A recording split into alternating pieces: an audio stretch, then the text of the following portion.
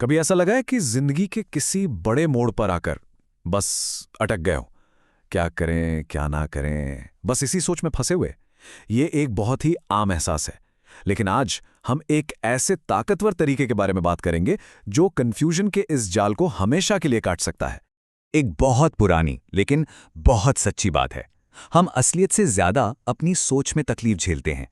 किसी बड़े फैसले को लेने का जो डर है ना, वो असल में उस फैसले के अंजाम से कहीं ज्यादा बड़ा और डरावना होता है।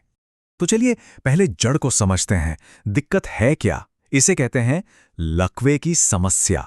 आज का नौजवान, खासतौर पर भारत में, स्थिरता और अपने मन का काम करने के बीच फंसा हुआ है।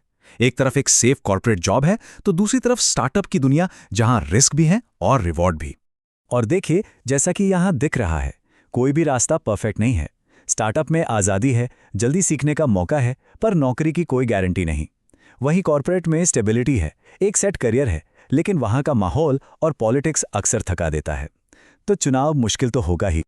और इसी मुश्किल चुनाव की वजह से जो होता है, उसे कहते हैं एनालिसिस पैरालिसिस। मतलब हम ऑप्शंस के बारे में इतना ज्यादा सोचते हैं, इतना ज्यादा कि सोचते ही रह जाते हैं और कोई फैसला ले ही नहीं पाते। ये कोई आलस नहीं है, ये दिमाग का एक पैटर्न है। तो सवाल ये है कि ये फैसले लेना इतना मुश्किल लगता क्यों है? वजह हमारे अंदर ही है। हमारे दिमाग में एक छोटा सा, कह सकते हैं कि एक बायोलॉजिकल बग है। और ये जानना जरूरी है कि ये सिर्फ आपके या मेरे साथ नहीं होता, ये हम सबके साथ होता है। वैज्ञानिक इसे कहते हैं लॉस अवर्शन। आसान भाषा में ये हमारे दिमाग का एक डिफॉल्ट सॉफ्टवेयर है। ये कोई हमारी कमी नहीं है, हमारा दिमाग बस ऐसे ही काम करता है। इसे एक सीधे से उदाहरण से समझिए। 1000 रुपए मिलने की जो खुशी है ना, 1000 रुपए खोने का दुख उससे लगभग दोगुना महसूस होता है। मतलब हमारा दिमाग कुछ पाने से ज्यादा कुछ खोने से डरता है। तो इसका मतलब क्या हुआ? इसका मतलब यह है कि हमारा दिमाग गलत फैसला लेने के डर को कोई भी फैसला ना लेने से ज्यादा बड़ा खतरा मानता है। इसलिए दिमाग का डिफॉल्ट मोड क्या है? कुछ मत करो, ताकि कुछ गलत ना हो जाए, और हम वहीं के वहीं रुक जाते हैं। लेकिन अच्छी खबर यह है कि इस दिमागी बग का एक तोड़ है। एक ऐसा टूल है जो इस डर और कंफ्यूजन को चीरकर हमें पूरी क्लैरिटी दे सकता है। चलिए अब उसी के बारे में बात करते हैं। इस टूल का नाम है फियर सेटिंग। इसे मशहूर लेखक टिम फेरिस ने बनाया था, लेकिन इसका आइडिया हजारों साल पुराना है। ये एक सिंपल सा लिखने का अभ्यास है जो हमारे डर को धुंध से निकालकर रोशनी में ले आता है। ये बहुत ही आसान है, सिर्फ 3 पन्ने, 3 स्टेप्स। पहला, अपने सारे डरों को लिख डालो। दूसरा, सोचो कि अगर कदम उठा लिया तो अच्छे से अच्छा क्या हो सकता है। और तीसरा, ये हिसाब लगाओ कि अगर कुछ नहीं किया तो उसकी क्या कीमत चुकानी पड़ेगी। तो चलिए पहले और शायद सबसे जरूरी स्टेप से शुरू करते हैं। अपने सबसे बड़े डर को, अपनी सबसे बुरी कल्पना को कागज पर उतारना। वो सब कुछ लिखना जो हमें आगे बढ़ने से रोक रहा है। आइए इसे भारत के एक बहुत ही आम करियर के फैसले से समझते हैं। मान लीजिए डर है कि अगर स्टार्टअप के लिए नौकरी छोड़ी और पैसे खत्म हो गए तो उसे रोकने का तरीका क्या है? 12 महीने का खर्चा पहले से बचा कर रखें। और अगर फिर भी ऐसा हो गया तो उसे ठीक कैसे करेंगे?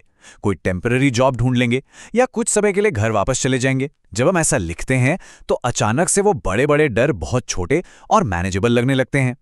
अब जब डर छोटा लगने लगा तो हम दूसरे कदम पर आते हैं। एक्शन लेने के फायदे क्या हैं? जैसे स्टार्टअप में नई स्किल सीखना, आजादी मिलना और कुछ बड़ा बनाने का मौका। और अब हम आते हैं इस पूरी एक्सरसाइज के सबसे जरूरी, सबसे पावरफुल हिस्से पर। स्टेप 3, लागत की गणना। ये वो सवाल है जो हम खुद से कभी नहीं पूछते, लेकिन जवाब इसी में छिपा है। और वो सवाल ये है, कुछ भी ना करने की असली कीमत क्या है? आज जो कर रहे हैं, अगर वही करते रहे तो उसकी क्या कीमत चुकानी पड़ेगी? ये स्लाइड इस बात को एकदम साफ दिखाती है। एक ही जगह पर रुके रहने की कीमत, इमोशनल, फिजिकल और फाइनेंशियल, समय के साथ सिर्फ बढ़ती जाती है। जो चीज़ आज सिर्फ थोड़ा सा तनाव है, वो 1 साल में पुराना तनाव और 3 साल में गंभीर बर्नआउट और बीमारी बन सकती है। तो कुछ ना करना असल में सबसे महंगा सौदा है। तो असली बात यह है कि जिसे हम सेफ खेलना समझते हैं ना, वो अक्सर सबसे ज्यादा रिस्की होता है, क्योंकि कुछ ना करना हमें पक्के तौर पर अफसोस और खोए हुए मौकों की गारंटी देता है। असली जोखिम कुछ करने में नहीं, कुछ ना करने में है।